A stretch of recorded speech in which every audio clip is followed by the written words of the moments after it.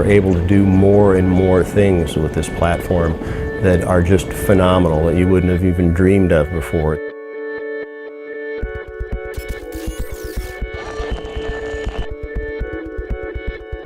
A lot's going on when you're in battle. People are shooting at you, you're getting information from stimulation overload. So what you need now is a system that can evaluate all those various stimuli coming in, prioritize them. The Apache today can operate as a quarterback on a football field. They can take in many different kinds of information, but they're calling the play. We can control other unmanned air vehicles. We can control where they are. We can fly them from either station in the Apache. With the sensors the Apache carries today, we can see and spot the enemy anytime, day and night, and they don't even know we're there. They can't see us, they can't hear us. And you can transmit that information to the 19-year-old green suiter on the ground looking at his handheld device, so before he goes around the wall and there's a bad guy there, he knows there's a bad guy there. I have a son that's one of those soldiers on the ground. They can tell the tone and the sound of an Apache when it's in the area. And they've told stories that they know everything's going to be okay because the Apache is there. So now he won't even be able to hear the rotors. He'll just know that they're watching, because it could be an unmanned air vehicle watching, protecting him and covering he and his buddies. How cool is that? Chief Warrant Officer Ken Jones. I've been flying the Apache since 1986. Call sign Jedi.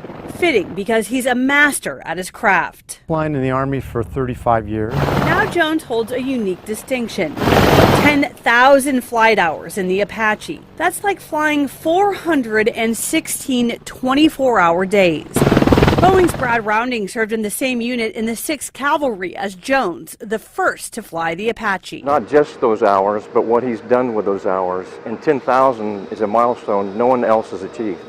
Jones is an Apache instructor in the Utah National Guard and supports Special Forces training in the mountains and deserts of Utah. Jones says the state's terrain lends itself to the day and night training required of Apache pilots in Afghanistan. In the 3 tours to Afghanistan, I ended up with 2,270 combat hours. Flying is in Jones's blood, but the case could be made that it's also in his DNA. His son Jared, an Apache pilot with the Utah National Guard. So my father clearly has a passion for the Apache. He was a great teacher and very skilled at the aircraft, and I found that I had a knack for it too. Experience, Jones says, that served them both when they flew in combat together. Not very many fathers get to do battle handovers with their son. It was in Afghanistan that Jones extracted 5 special ops soldiers whose Huey was downed by the Taliban. If you're part of the Apache, you're part of a family. Jones has been honored for his achievements and dedication in Mesa, where Boeing makes the Apache, and more recently honored by his own unit as he nears retirement. And though Jones's past is being celebrated, in more than one way, Ken Jones is helping shape the future of the Apache. It's pretty much a dream to fly. He's been there since the beginning. In '86, we started with the A model. And while the pilots are tasked with learning the aircraft, Boeing is constantly learning from the pilots. Every time you come back from a deployment, Boeing comes and talks to all of the pilots. Ken Jones is gearing up to take a seat in the latest model Apache before he retires. Boeing's made great progress on the Echo model. They've restored the performance of the original A model Apache and then some, so it's a much faster aircraft. Pilot Ken Jones is ready to set off on his next big adventure. It's exhilarating. The aircraft is an awesome aircraft, and I don't really want to give it up, but it's time to move on to other things. A September morning in Yakima, Washington, 2 Apache attack helicopters race northward above the 327,000-acre Yakima Training Center. They're on a mission to identify and destroy a ground target with a Hellfire missile.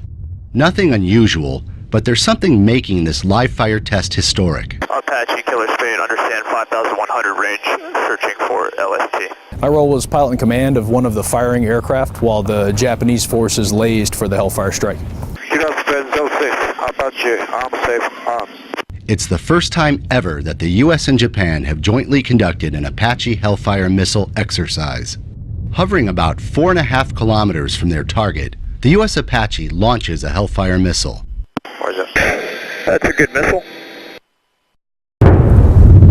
It's a direct hit thanks to the precise coordinates provided from their Japanese counterparts. Firing Hellfires are great. It's a point target weapon system, and we hit 4 out of 4, so it worked out. The joint effort is not just about partnering successfully on an Apache mission, but also strengthening ties with a tremendous U.S. ally. It's great training with the Japanese. We're building a pretty good team here, especially for their first iteration at this type of training. The Japanese agree. The objective of the exercise today was to get good communication between both the U.S. and the JGSDF. I think today's exercise went pretty well. The Joint Apache Hellfire exercise is one part of Operation Rising Thunder, where U.S. and Japanese forces train together in various military activities in a one-of-a-kind setting. As the Japanese self-defense forces come out here, the opportunity to do high-level training, complex training, live fire training is significant because there are things they can do at Yakima that they cannot do back in Japan. With Mount Adams and Mount Rainier looming majestically in the distance, all talk is focused on the mighty Apache and its capabilities. Our pilots love it. They love the simulators that we've had, but they've loved the training. We receive rave reviews on the upgrade to the Apache from our pilots. Being a pilot of both the Apache and the AH-1S, I feel that the Apache has great maneuverability and great ability to handle information, and it's just overall a great helicopter in itself. Whether in combat or peacekeeping missions, those who fly the Apache validate its reputation as the best attack helicopter in the world. The Apache's great. Wouldn't fly anything else.